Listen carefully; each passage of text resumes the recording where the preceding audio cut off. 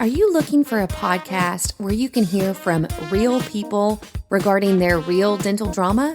If so, then you've come to the right place. Join hosts Bethany Petty and Dr. Reena Kuba as we dive into the solutions we've created and the mistakes we've made while managing dental drama. Let's get started. Okay, we are here today to talk about something that we have continued to reference maybe in every single podcast. I'm not sure, but it's your leadership team. So this is one of the things that I really love about your office that has come about over time. So we've talked about our leadership team a lot, and it's comprised of certain individuals, and even the path to getting to this particular leadership team, I think, is unique. So most offices have the practice owner. Some of them, at least in my clients, it's about 50-50. 50% have an actual office manager that kind of functions under the practice owner and does a variety of things to make that practice owner's life easier. And then about 50% function without a manager of any sort. So it's the practice owner and everybody directly reports to the practice owner. So pretty much 50-50 in my clients. I think both situations work depending upon the manager and depending upon the doctor. Your team is my only client that has a leadership team. You're it. So you get to be unique once again. And we actually function with you as the practice owner. And then you have what I would consider an official leadership team that is comprised of two people from your team, me and you.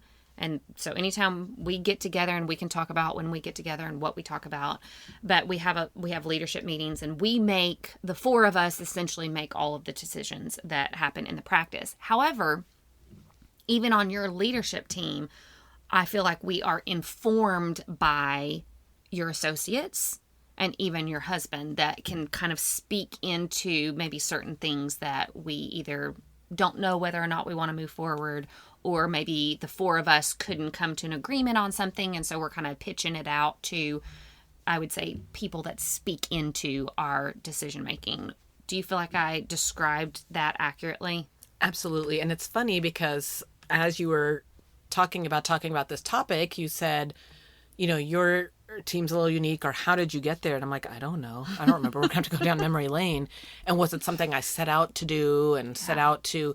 And now I'm going, wait, if I'm the only one who's doing it, are we doing it wrong? And, what's wrong with me as compared to others? But, it really has worked. I feel like my life has been a lot easier the last couple of years since we started kind of going down this path.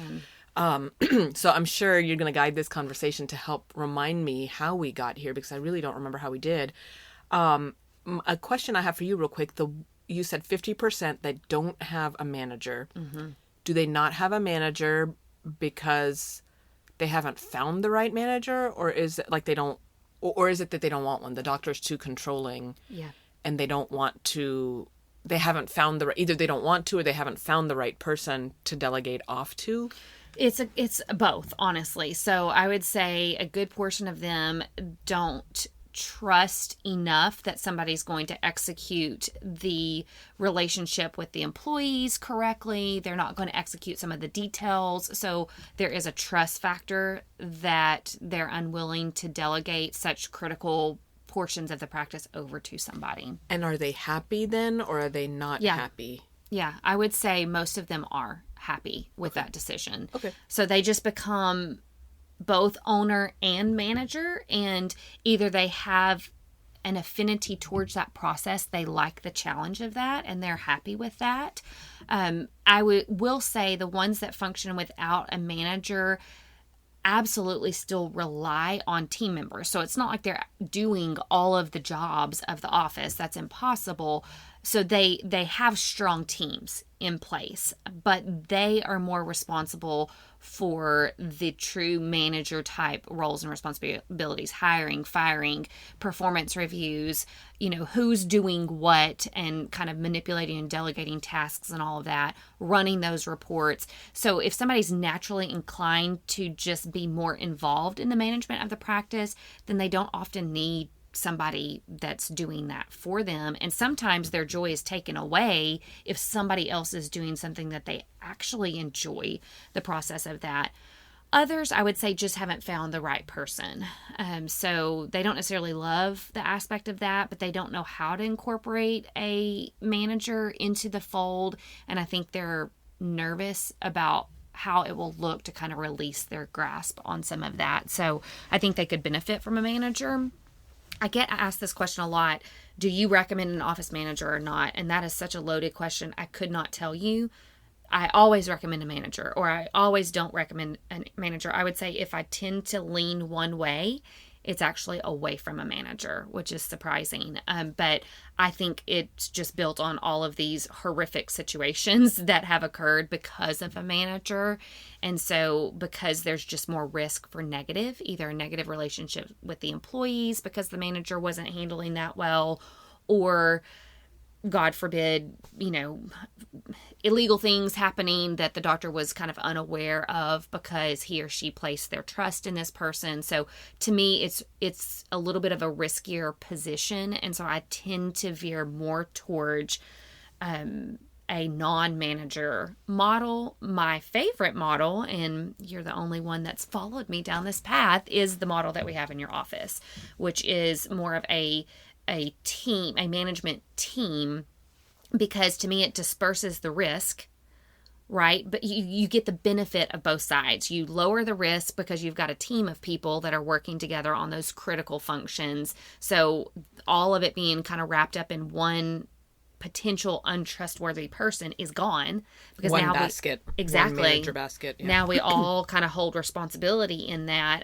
but we get the benefits of a manager, because then it's not all on your shoulders. You have truly, delegated out key responsibilities to these team members, but it's not all on one person. So it's my favorite model. I feel like it's the best of both worlds. It just takes a larger team to be able to do that. You can't have a leadership team if you've got 3 people on your team. That just doesn't make any sense. So it's really designed for somebody that has a bigger team. Speaking of that, the way that we got to the management team in your office, actually, this goes back to your personality and some of the anxieties that you've had over the years. One of your main worries, so you started off, well, you didn't initially start off, but you brought on somebody that kind of grew into this manager on your team, very solid manager, but you were always worried about burnout with her. And we had multiple conversations, this goes years back, but you and I had multiple conversations with, what am I going to do if so-and-so leaves off the team? I've put essentially all my eggs in that basket, and now I'm going to be left with this big gaping hole if she leaves. So I think you were constantly worried about that. And so we actually came up with, well, who else on the team has leadership potential? So I'm kind of remembering back now as you've been talking, and I've been going, how did we get there? And I think it was, 1 was me, but 2 was also the circumstances themselves. And so when this employee started with me, and she started with me pretty much when I opened the practice, and she said, my goal is to be an office manager. Mm-hmm. And, at that time I had 1 employee and 5 patients. So I was like, what are you managing? There's nothing here for you to do. So she was front desk for, years. And then as the practice grew, she kind of took into that, okay, well, you're the manager. And so it was funny, the initial time when we finally, there was probably 5-6 of us working there at that point. And she came to me and she said, I know I've said from the get-go that I want to be the manager, but now I don't know. Mm-hmm. Because now she's friends with these people, and now she's got to discipline these people or lay down the law and not be as close friends, because she's trying to keep that boundary. And she didn't know if she wanted to do that. And I was like, well, that's weird, because for a couple of years now, that's been your goal. So do you want it or not? And so I can't even remember how that evolved, but she wanted it then and said she would step up to, you know, kind of disconnect a little bit and all of that. So she was the manager for a while. And I say a while, like 1 year, 2 years, something like that. I think it was a couple, maybe a couple, Yeah. couple, 3 even years. And then life happened and she ended up getting a divorce, and then she was a single mom, and then her mom helped, but then her mom was moving and whatever all was going on at the time. And she said, I do not want to be a manager. I thought I did, but that's not what I want. Yeah. And this coming from somebody who possibly the year before that conversation was like, well, you know, when we grow the practice and I envision myself managing 3 or 4 practices of yours. And at that time too, I was like, that's really funny because that's not what I had. But of course that was back then too, where I was like, I mean, I guess I could at some point open more practices. I don't know. You know, like it just really was like, I never really thought about it. But my comment to her always was, well, we are struggling to run this one. So I don't really see us running 3 or 4 when we haven't really mastered this one yet. So let's work on mastering the one. And then we'll go. And so I don't think I was totally shut down to the idea of growing, because in my mind back then it was like, well, everybody grows and everybody's supposed to have 2 or 3 practices and that's what means you're successful. Like I was still stuck in that rut. But I just knew at the time that wasn't at all something that was a possibility, even financially speaking and all of that. Like it just wasn't, we weren't maximized by any capacity in our practice where it was at that point. So anyway, I think for me, I was constantly going, things are changing in her world. And I don't want to, again, be grabbed by, you know, I don't want to be grabbed by my employees and be stuck. And I don't, you know, I never want to show all of my cards and show that I'm super dependent on you, because that's exactly what's going to happen then. You're going to turn on me. So all of these thoughts were all in my head. And it came down to kind of, for her then going, I don't want to be a manager. I'm overwhelmed. This is not what I had wanted for my life. So it was just kind of like, okay, it's happening. And I think it was you at that time who then we had another employee that was pretty strong in a lot of things. And so we kind of stepped into, I think you created what you called team captains. Team captain, yeah. And so do you remember any of that? Yeah. Like, how did that? So when your person who was in the management position started indicating that she was kind of on the burnout track, first of all, we knew that she had a lot of great qualities that we did not want to either lose on the team completely. So we were worried if we didn't make some type of accommodation where we could lighten her load, that we could potentially lose her. We did not want that to happen. And it wasn't from a dependency standpoint. It was just we really valued her expertise and what she brought to the team. So we wanted to protect a full-on burnout, and she's gone. We also knew that we had another person on the team with a lot of strengths, a lot of those leadership qualities. We knew when she came on board that she possessed the potential to really grow.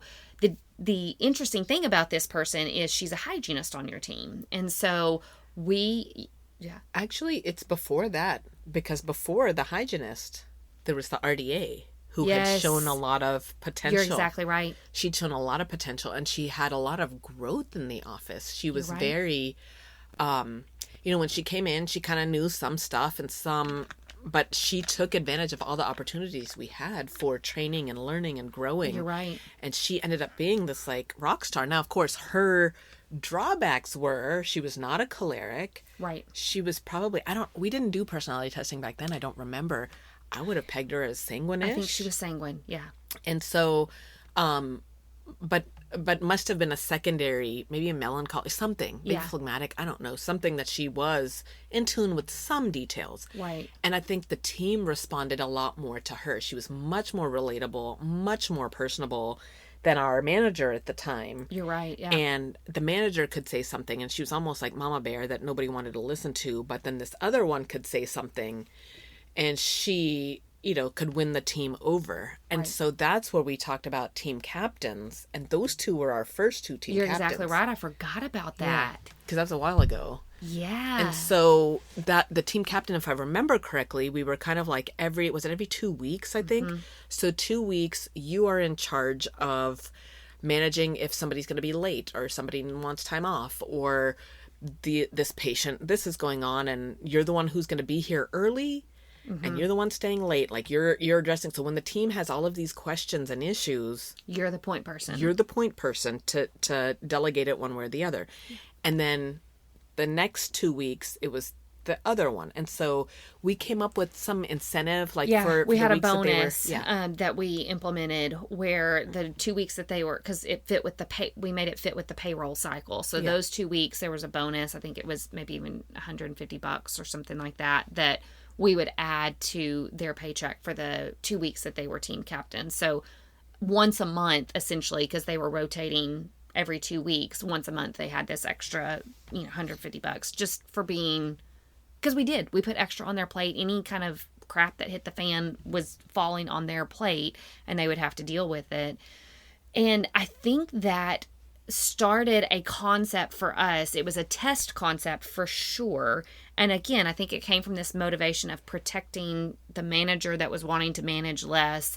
And you really did not want all your eggs to be in one basket, because this made you worried that if we just replaced or moved this current manager onto just a front office position or something like that, and you replaced with another manager, well, then you're fully dependent upon that person when they burn out. So this was a way of kind of dispersing, keeping your existing manager in the management role, but getting 2 weeks off essentially from the headache that seemed to be wearing her out. And it worked. What kind of, honestly, if I'm to be very, forward, I was kind of annoyed, honestly, because to me it was like, okay, you want to be the manager when you want to be the manager. So if I moved you out of manager role and set you back to front desk and doing all of that, you would have quit. Because you were, at that point, were kind of the go-to person. You were, quote, the smart mama bear in the office that, you were a little bit rougher on the edges where the staff was kind of afraid to approach you, but they knew you had the answers. They knew you could get things done for them. And you yourself had been there for so many years. You were not going to be okay taking, quote, orders from somebody else. Right. You liked being the person who created the protocols, and then this is how the protocol is going to work. But you just didn't like the day-to-day headaches. So part of me went, okay, so now you don't want to handle the headaches, but you do want to be the queen bee who gets to decide everything. And I'm just supposed to go along with this. So I had a chip on my shoulder for a little bit. Honestly, I did. And I think you were the one who was kind of like, just give it a try. Let's see how it goes. And I was like, why? Why should I let her call all the shots? Why should she get to do what she wants and not what she doesn't want? It sounded like a spoiled child to me. But then I saw the beauty in it, because it really was. She was still able to be strong in the area she was strong in. And then there was another one who kind of, when it was the other one's turn, she dealt with some of the issues and the team was very responsive. I think she liked having a little bit of, quote, power. She liked having a little seniority where she kind of, and I think it made her a better employee in that she kind of saw what went behind the scenes in the decisions we were making, or the unpopular decisions about, now we're going to be starting half an hour early, or whatever it was, right? So it made her go, okay, these are not arbitrary decisions that are just being thrown out there. The doctor has thought about this. Because again, you're talking about a doctor, me, who's this melancholy, first of all. So for those of you that did not listen to the melancholy, we have another episode about personalities. And so my melancholy was, not that I'm sad and moping around, because that's what I always thought about melancholy, right? Which I am sometimes, I guess. But the point of the melancholy personality was that we're very detailed and we want a process. Before I start the process, I've got to line up my dominoes to make sure that it's going to go this way. Right. So for me, when I get a team member pushing back and going, well, I don't want to do this, I personally take offense to that, because I'm like, I didn't just wake up today going, today we're going to do it this way. I have thought about this for a while, and I've lined up the dominoes this way and this way and this way, and this is how I want them to fall. And what do you mean? Like, you think I just harebrained pulled this out, and I didn't. And I take offense to you thinking that I just, Right. So anyway, and then of course my secondary is this people pleasy. And so I think the fact that the secondary team captain could see and I could bounce ideas off of her, and she would kind of look at me like, oh, it is a bigger deal than that, because she'd never been put in that position to see that. Kind of the inside belly of the beast. She's seeing what's going on and is able to represent that to the team, essentially. Yes, and the hemmings and hawings over why we're now going to switch to this form. Well, this patient complained about this. We forgot that over there. That could have been a liability issue here. And then now the rules have changed. So nobody sees that. I don't bore the team with all of that. But I myself have dived into all of those things and gone, okay, well, how are we going to make all of these pieces fit together? Okay, well, that's going to be this form, and we need this form filled out in the morning. Right. And so where, now she's got an understanding of all of that. But she only has to deal with that for 2 weeks before she's going to go, I don't want to do this. So it actually worked out very well to alternate, and where my chip on my shoulder going, well, all you spoiled children get to do whatever you want to do.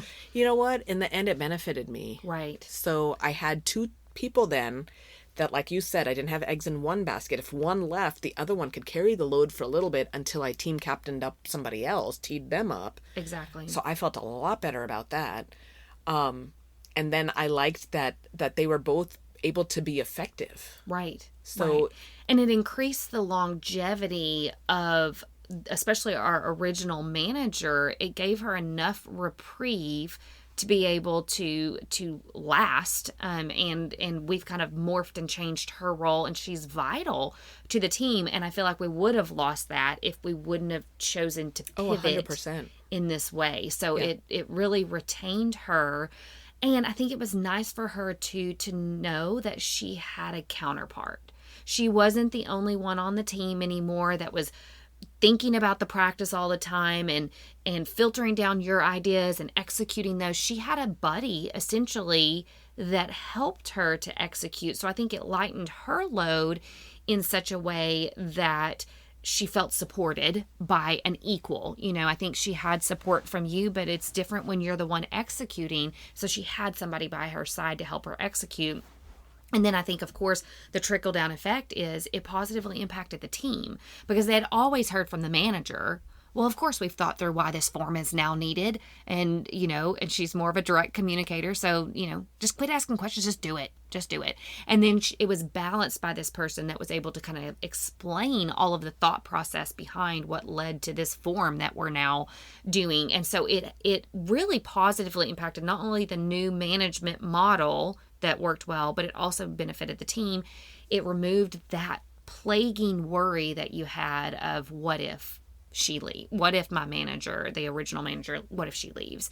You didn't have to worry about that as much because you had dispersed that responsibility among other people. So it was really a win-win-win on a lot of levels.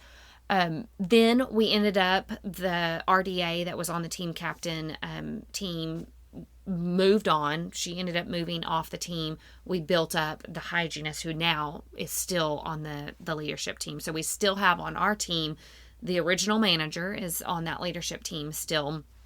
And then we moved a hygienist years ago into this kind of leadership role. And that's a unique flavor to this as well, because a lot of people don't necessarily consider their hygienists taking on some of these responsibilities, because hygienists are producers, and well, honestly, from a business side, it's dumb. Yeah. It's dumb. Most people would tell me you're an idiot. And I see it. I see that, because then it's okay, well, let's pay you this admin fee instead. Well, she's not going to go for that. Right. She wants to produce so that she can make her money. So if this is what my hygiene makes, then you got to pay me that if you don't want me to actually scale, and I got to do this. So from a financial standpoint, however, then I start going, well, what am I counting as financial? Mm-hmm. So yes, we're seeing potentially fewer patients because she's not available to scale, but maybe then I need to step in and scale. But honestly, I enjoy scaling. So for me, I always have her go talk to a parent and explain a treatment plan while I stay back and scale. If I could do that, I'm more than happy to do that if I don't have to talk. Like, of the two tasks, I would rather scale than talk treatment plan to this parent. Right. So it works in that regard. And then I look back and I say, okay, well, if she wasn't stepped up to be kind of this thinker of the office and execute, then I would be hiring probably 2 or 3 more people To do what she's doing. And so from that aspect, it's actually, I'm saving myself some money.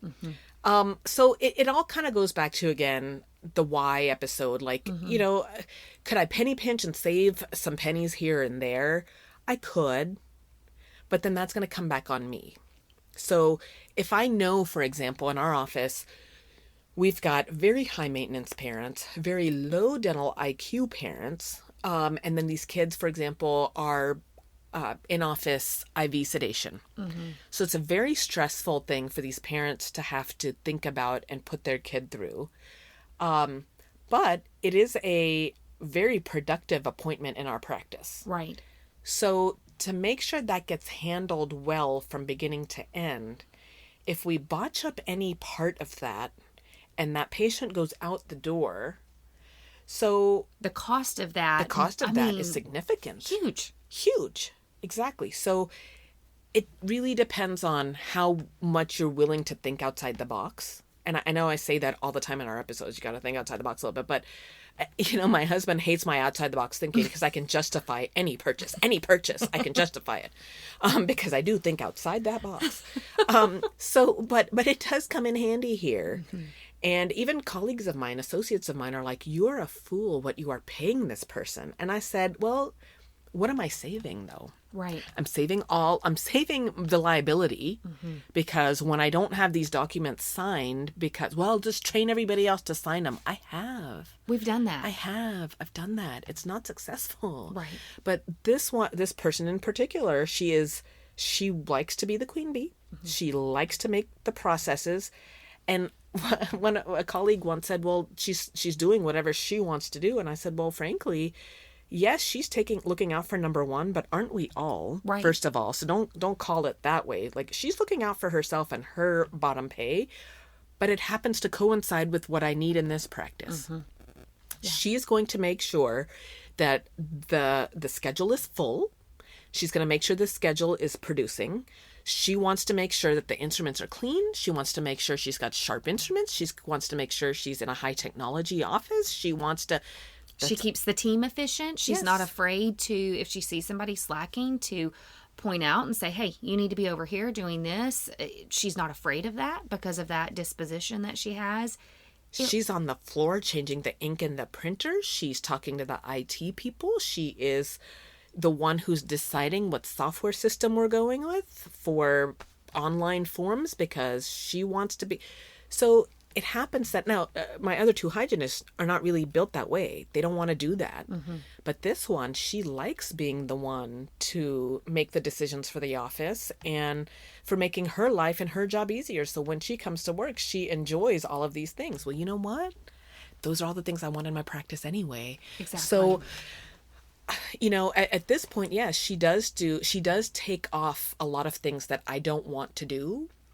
And she does it, and she does it well, and she wants to do it. Exactly. So that's where I think the uniqueness comes from, is a lot of times we don't have, like, my other 2 hygienists are like, I don't want to look at the software. I'd really rather not change the software. I really don't want to know about scheduling online. I don't really care about the paperwork system, right? So those personalities wouldn't be able to step up into this role, but this hygienist, she does. This is her office, this is her home, and she is the one who wants to set the tone. Well, you do a great job of it, so take it. Yeah. Do it. Exactly. And at this point, I'd rather pay that. So I pay her hygiene fees. Yes, y'all heard me right. I'm the fool that's paying hygiene fees for admin. But I know that all of that is being done correctly. Yes. And I'm not going to have a liability issue on my hand. And she does do the follow through. And in order to get done what I need done, I would really have to hire 2 more people. Well, and even from that perspective, she is exceedingly proficient.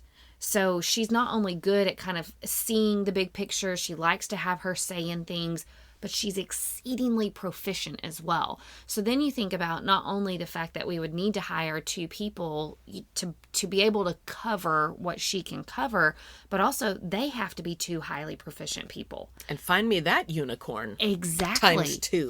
Times 2. And this hygienist too, she has no diva-esque quality about, like, she'll do the trash, she'll clean the floors, she'll do, but she wants a say in that office, and this is her home. Mm-hmm.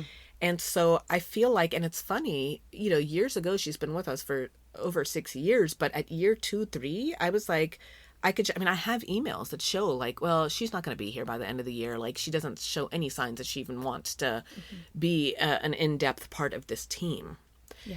And I'm not sure exactly what changed. Was it her or was it us? But it was... She did want to be on the team, but I think initially when she started, it was almost more in a tempish kind of role.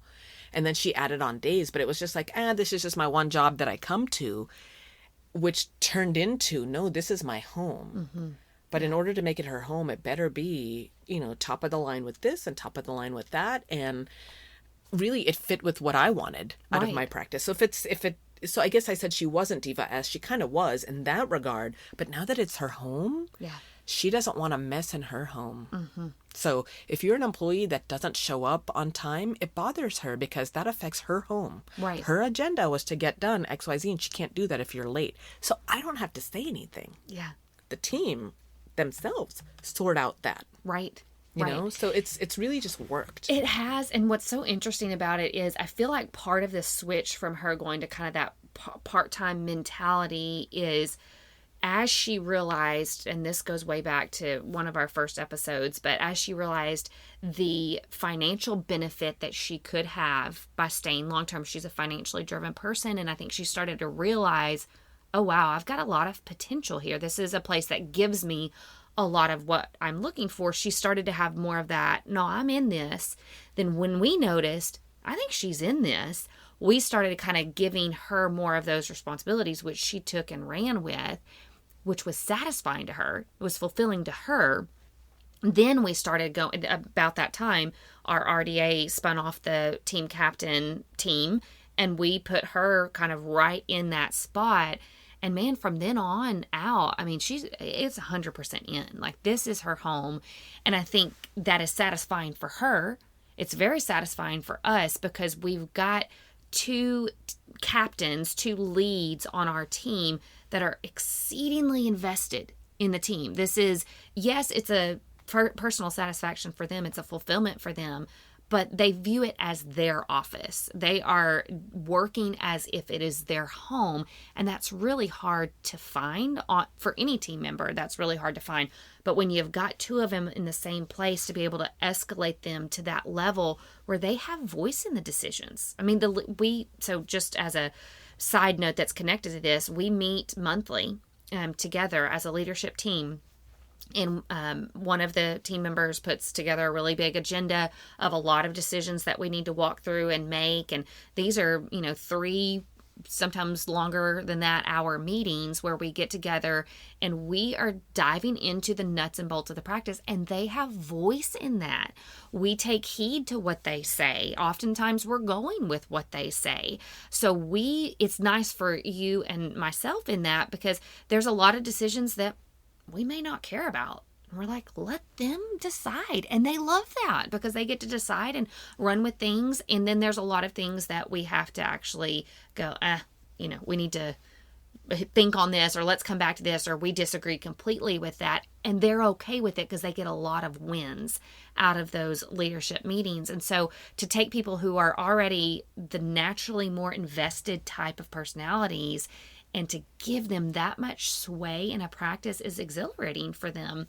And so I think it's developed into this thing that's really beautiful, because you're winning because you've dispersed that responsibility onto multiple people so that you don't have all your eggs in one basket. we've retained this person that in all honesty, we probably could have lost years ago. And she's still on the team and she's thriving, especially with some of the recent changes. She's remote now. And anyway, she's still an active part of the team and she is loving every second of that. I don't think she's going anywhere anytime soon. And then we've got our hygienist on the team that is, I would say probably 50% of her time is actually spent doing hygiene. But the other 50% is so valuable that it's a really unique thing that we have that I think works really well on the team. So for anybody wondering or asking and going, well, Kuba, you must just not care that much. You're kind of laid back and maybe you don't know. I'm very particular and I want things this way. So even thinking back on it going, I was that doctor who I did not trust anybody because I'm like, why would you love it as much as I do? It's my baby. It's my name on that loan. It's my name on the door. So no, you're never going to take care of it the way I need you to. And, you know, we've talked about how hard it is to find talent and how hard it is and people's ceilings and stuff. So, I just want to say that I've been there and I've done that. And so for me now to be the person that's like, don't care about this, don't care about that.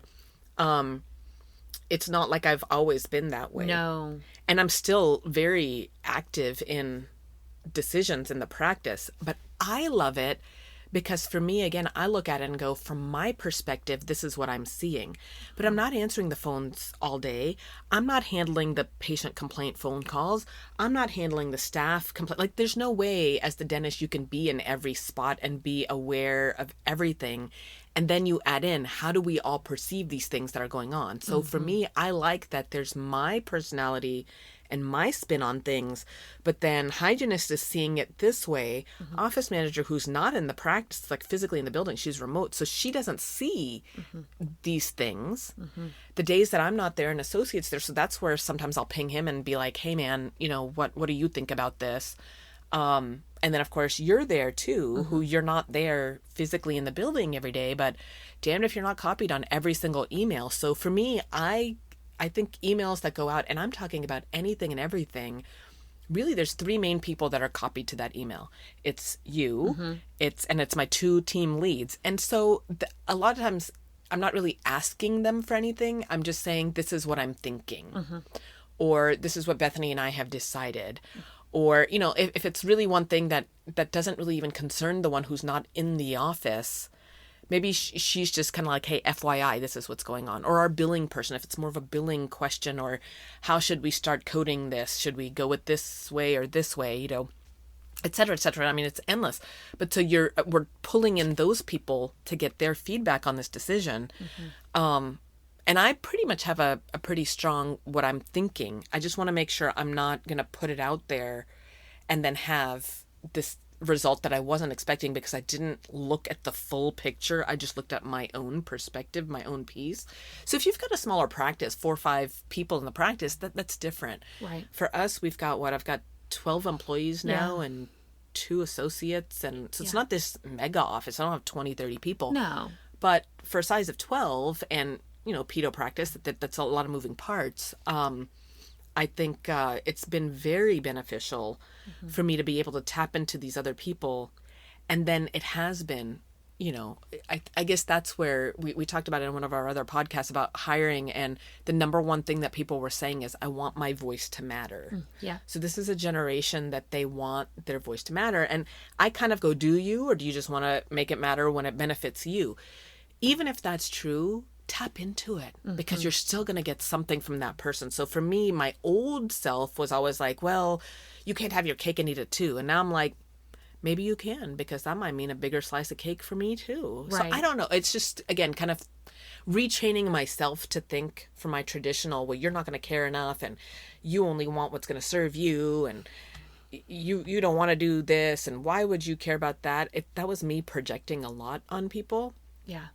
And I've been proven wrong in a lot of those things. I mean, I'm very happy with where I am right now. Yeah. Like you said, I think I've got 2 solid people that, you know, they could leave at any time. I'm always bracing myself for that. But I'm not going to be stuck. If they leave, they leave. And I should be able to not miss a beat too much because I do have it, I've diversified it, if you will, if that's an okay word to use. Yeah. And I think it's been a win-win all around. So you're the one, actually, probably about a year-ish ago, something I heard or read or something was like, oh, you should have your office manager. And even the quote office manager, because she doesn't want to consider herself an office manager, the same one we've been talking about. And so she said, well, when you're looking for this manager, and then the hygienist also popped up and said, well, yes, when we look for a manager, this is what we're looking for. And so I was really stuck on that, though, because I was like, it just wasn't, I couldn't put my finger on it. And I said to you, and you said, if you can get away with not having a manager, that's actually best. And I was like, really? I thought every office was supposed to have a manager. And you're like, no. And I was like, oh, so this system, the way we've got it. And you were like, it's actually a really good thing. Yes. Because it doesn't fall. Everything you said at the beginning of the podcast, like, I was like, oh. So then I went to the team and I said, by the way, guys, we're not having a manager. Y'all are it. We're it. We're the managers. Like, we're a management team. Yes. And so rephrasing that, because I think I needed them to understand too. I said, okay, if you want me to go find a manager, that means you're not part of the decision. You hygienists, you're cut first because you're so expensive. Like, you're going to go back to hygiening and you're not going to be making decisions. I'm not going to be turning to you for your input. And you other one who's been here since the beginning, I know you are not going to take orders from somebody else, and you're going to want to give your input because you've been with the practice. The longevity is there. You've seen what's worked and not worked. And so you're not going to just like let us reinvent the wheel with this unicorn manager that was supposed to fly out of I'm not sure where. So once I kind of said that and went, we are the managers. We're not looking for an outside person. We can do this. We've got this. And I think those two were kind of getting burnt out at a point, and we're kind of going, I like, again, wanting to eat their cake. I want this, but I don't want to deal with that, and I don't want to deal with that. Well, as a team now, we're going to deal with it together. We're all dealing with it, yeah. And on a level playing field, you know, we're in this thing together. And I think a couple of things that I would point out that you do that would be important if listeners are like, oh, I have the possibility to potentially create this type of atmosphere is you invest a lot in these. You invest a lot in your team. But if there is ever a training that is being offered, it is usually offered to these two for sure. And so you are willing to spend money to make sure that they're seeing the big picture of the practice. You are also willing to listen to maybe kind of off the wall ideas that they have that they may have picked up from these seminars. They may come home with things that were like, that just does not fit in this practice. But we engage in the conversation. We dialogue about it. You're not one to just go, no, that's not me. Let's shut that down. So even though that may be painful for you in the process, you know I've invested for them in them to read this book, to go to this seminar. And I mean, investment. I mean, you're doing this on a consistent basis. And so they are often bringing ideas to that leadership meeting that you and I might be able to look at each other across the table and go, that's not going to happen. But we do not squash that. And not that we're just listening to it just only to dismiss it. We are truly listening to it to go, okay, could we potentially incorporate that or incorporate some aspect of that? So that goes back to, we truly value them. It's not a fake value that we have on them. This isn't a charade that we're playing to make them look like they actually have fantastic ideas. We value those ideas. You're investing for them to gain new ideas so that when we come to that leadership meeting on a monthly basis, it is equal in, you have the final say for sure, but you're making that decision as you listen to these leaders that you've developed. So you spend a lot of time with them, you listen to them with open mind, open ears, and then you invest in them. And I think they can perceive, even just from the seminars that you send them off to, that you value them and that you want their thoughts and their feedback. So I think those are critical things as listeners might be deciding who they're going to start developing into that leadership position. Be prepared to spend a lot of time with them and be prepared to invest in them from a training standpoint, because we don't develop leaders just by saying, here's your leadership cap, now wear it and do a good job with it and hands off from this point, it takes a lot of investment. They've got to have a support system. Yeah. They've got to have a support system to get there and to be able to do that. And then that becomes, well, then am I the resource? Well, what terrible resource do I make, right? Like, I'm a trained dentist, but I'm not a psychologist. I'm not a front desk person. I'm not an HR person. If I was, I would be doing those roles and doing them happily. And I'm not. And I've got better ways to spend my time. And so, yes, there is a cost to, for example, the ADOM meeting that happened in Orlando last weekend. I sent, what did I send? 3 people, 4 people to that. Yeah. So I spent a couple $1,000s between registration and then their airfare and their hotel.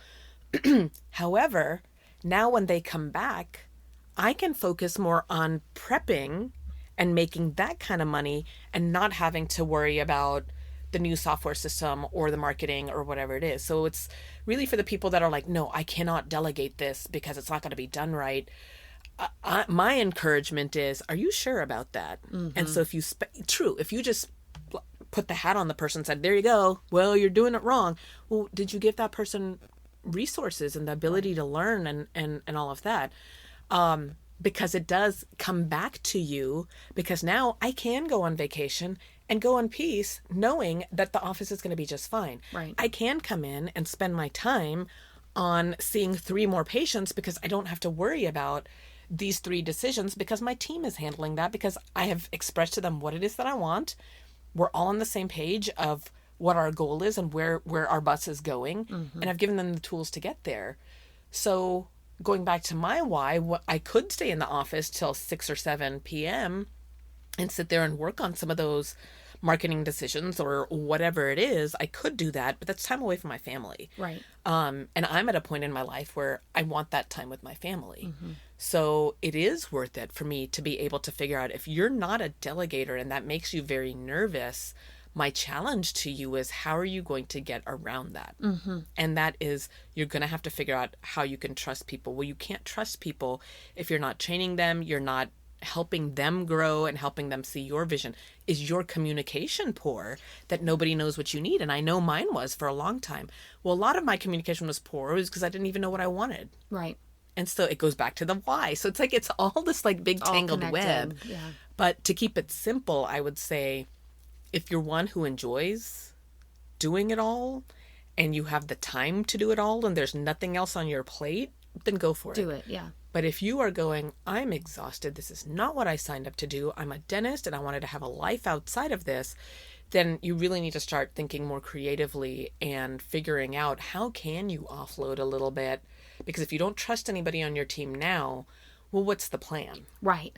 There's always a way to change it. Yeah. And so what is your plan? Yeah. I think that's a really good, sound advice. And again, it is solvable. It's a solvable problem. So I think resisting that urge that you even alluded to earlier, that there's just, nobody's going to, own it like I own it. Nobody's going to rise to the challenge. Nobody, resist that mentality and give people a chance to prove you wrong. Because I think in this case, you could clearly say that you dismissed a lot initially, just thinking there's no way that they'll love it as much as me, and they do. And so as a practice owner might be trying to figure out how to solve this problem, give people the benefit of the doubt, give them the tools, the resources, the access to you, and then let them run with it. And I do think, again, I find it quite ironic because a lot of times we get mad at our patients because, well, the patient's not even investing in their own tooth. They need this bridge, but they don't want to take the time and money. They just want the cheapest deal. And now they're going to go down the street because theirs is cheaper, even though I can. And as dentists, we kind of do the same thing. I want you to be a good leader, and I don't want to have to deal with this headache, and you need to do this, but I'm not going to spend one dime in training you or sending you or believing in you or bringing in another resource, a consultant or a system, a program. Like, I'm not going to do any of that. No, you don't need to take the Dentrix webinar. Just do it this way, or just Google it. Or why should we expect that our patients are not going to invest in us, in our work? Yeah. But we want our teams to just know it and learn it and do it and go for the cheapest employee you can find. You're going to get what you put out there. Exactly. It's worth the investment of time. It's worth the investment of energy. It will pay off. And you're a living testament of that. You're going to get burned too. Yeah. It's not going to be all sunshine and rainbows. Certainly you are going to have the employee that you invested in and then they leave, or that they didn't get as high. But that can't taint the whole process. Right. We got to be willing to go back and do it again. You're going to win more than you're going to lose. Exactly. That I have experienced. Yeah. Good. Awesome. Great conversation. Thanks. Thanks for joining the conversation today. We hope that you are comforted in knowing that you are not alone, but we also hope that you're walking away with some really great tips and tricks to try in your practice. We value your feedback, so please take a few moments to rate and review the podcast. Finally, we want to make sure that we're covering the topics that matter to you. So track us down on Facebook, Instagram, and Twitter, and let us know what topics you want us to cover. As always, please know that we are rooting for you today as you manage your dental drama.